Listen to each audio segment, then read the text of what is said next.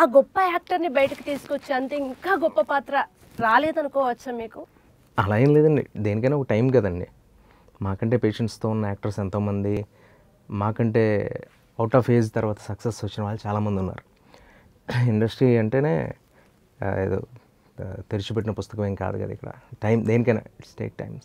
రవి గారు, నేను end of the interview ఒక క్వశ్చన్ అడగాలనుకున్నాను కానీ బట్ నేను ముందే అడుగుతాను. మీలోని యాక్టర్ కన్నా మీలోని రైటర్కి నేను అభిమానిని. అయ్యో! చాలా మంది ఒకదాని కోసం వచ్చి ఇంకో దాంట్లో సెటిల్ అవుతుంటారు. ఈ ఫీల్డ్లో రకరకాల 24 క్రాఫ్ట్స్ ఉంటాయిగా. ఓకే. మీరు ఎప్పుడూ రైటర్గా ప్రయత్నం చేయలేదా అసలు ఈ ఫీల్డ్లో? అలానేం కాదండి. అంటే బేసికలీ నన్ను నేను యాక్టర్‌గా నేను 100 మార్కుల్లో అంటే 90% నేను యాక్టర్‌గా నాకు నేను మార్క్స్ వేసుకుంటా. ఫస్ట్ నా కాన్ఫిడెన్స్ అదే. నన్ను నమ్మింది అదే, పబ్లికే కాదు. రైటర్స్, క్రియేటర్స్, టెక్నికల్‌గా అన్ని రకాలుగా నన్ను అందరూ నమ్మింది ఇండస్ట్రీలో అదే కదా. ఇటు కన్నడ సక్సెస్ అయినా, తెలుగు అయినా ఏదైనా. మనల్ని నమ్మిన దాంట్లో ముందు ప్రవహిద్దాం. తర్వాత కొంచెం మనం దారి మార్చుకున్న ఆ ప్రవాహం బాగుంటుంది. ముందే మనం రకరకాల దారిలో అడుగు పెట్టలేం. కొంతమంది నమ్మచ్చు, కొంతమంది నమ్మకపోవచ్చు. అది బేసికల్గా తమిళనాడులో నేను చూసిన ప్రపంచం ఫస్ట్ నేను ఎంటర్ అయిందే తమిళనాడుకి.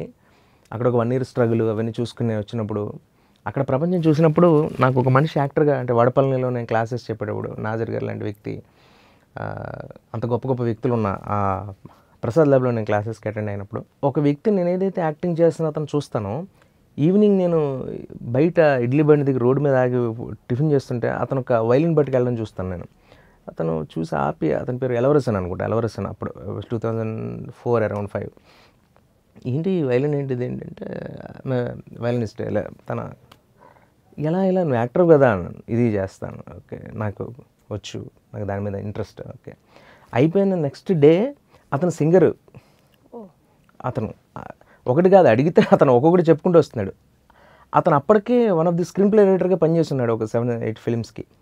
హరి గారని మన సింగం 1, 2 వాటికి వీటికి అలా. అంటే మనం ముందు నుంచి చూసుకుంటే తెలుగులో తప్ప ఒక మనిషి ఒక పని చేయాలి అనేది, సినిమా అనేది ఒక పని. అందులో 24 క్రాఫ్ట్లో నీ టాలెంట్ ఉంటే ఏదైనా చేయొచ్చు. కమల్ హాసన్ గారిని గొప్ప యాక్టర్ అంటాం కానీ ఫ్లోలో గొప్ప డైరెక్టర్ అనొచ్చు, ప్రొడ్యూసర్ అనొచ్చు, స్క్రీన్ ప్లే రైటర్ అనొచ్చు, కొరియోగ్రాఫర్ అనొచ్చు, డైలాగ్ రైటర్ అనొచ్చు, ఏదైనా అనొచ్చు.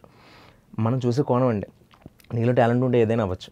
కాబట్టి తెలుగులో ఏంటంటే ఇతను ఆర్టిస్ట్ కదా, ఏంటి ఎక్కువ చేస్తున్నాడు ఏంటి అనేది ఇక్కడ చెత్త అంతా మన దగ్గర ఉంటుంది ఎక్కువ. టాలెంట్ ఉంటే అవుతాడని అనుకోరు ఎవరు.